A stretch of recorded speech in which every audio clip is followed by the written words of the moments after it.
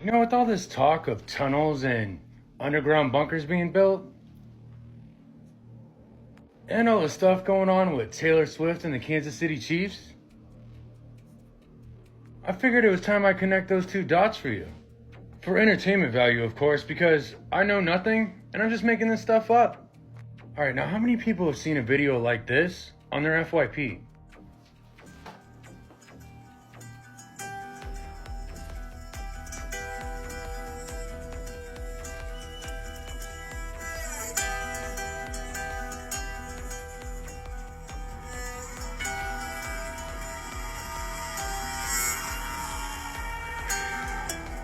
Well, what if I told you that that tunnel system has everything to do with the Kansas City Chiefs, as well as a whole lot of other things?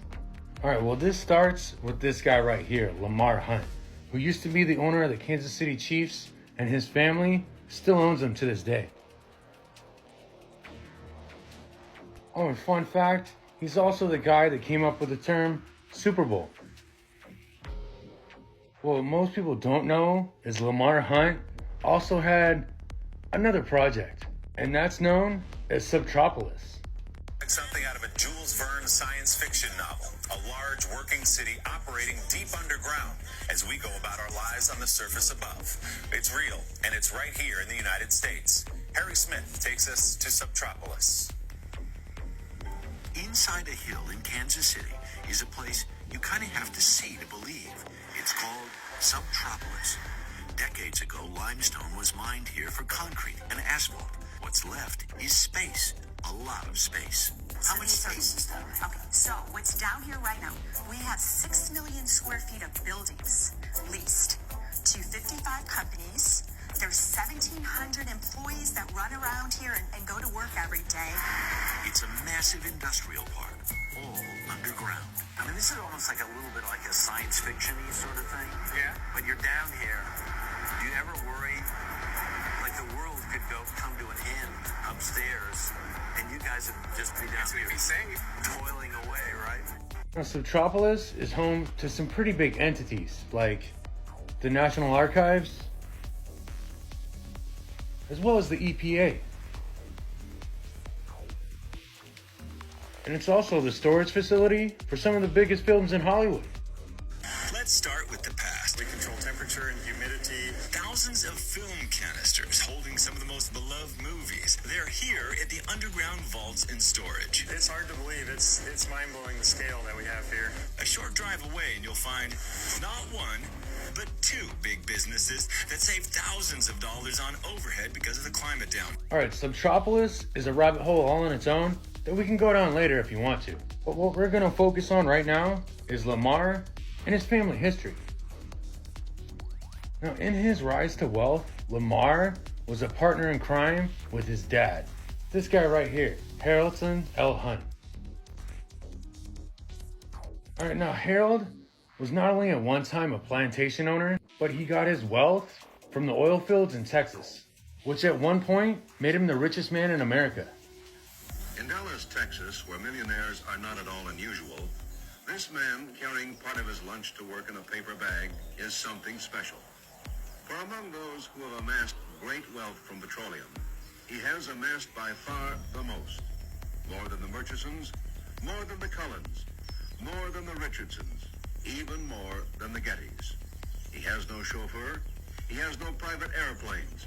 He takes no vacations on the Riviera. He makes no significant grants to charity. But Haroldson Lafayette Hunt is the biggest of them all, the richest man in America.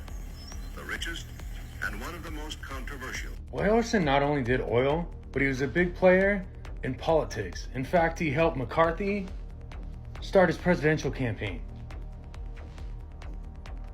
Here's where it gets interesting. Not only did he fund the McCarthy campaign, but he also funded the Cuban Revolution Council, which worked with the mafia and the CIA to take down Fidel Castro.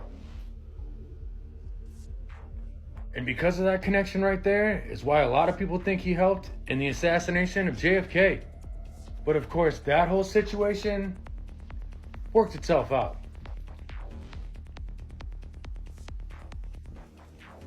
And another motive that a lot of people don't know about for him being involved in JFK is because of his best friend, this guy right here, Edwin Walker.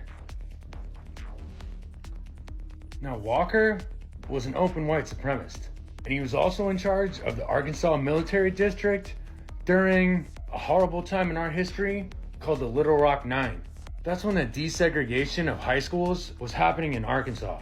It's where 9 students tried to attend school and were met with all this. And it got so bad that where Eisenhower made Walker send the National Guard there. Now, Walker ended up being a commander in the infantry division in Germany. And when he was caught teaching his supremacy ways, JFK stripped him of his military status. So not only was there all of that, but a whistleblower also came out and said that she was at a party where Harrelson Hunt and Richard Nixon were talking about what was going to happen to JFK the next day. So all the way from the Kansas City Chiefs to the underground bunkers to the desegregation of schools and JFK, sure is a lot of dots. Y'all stay safe.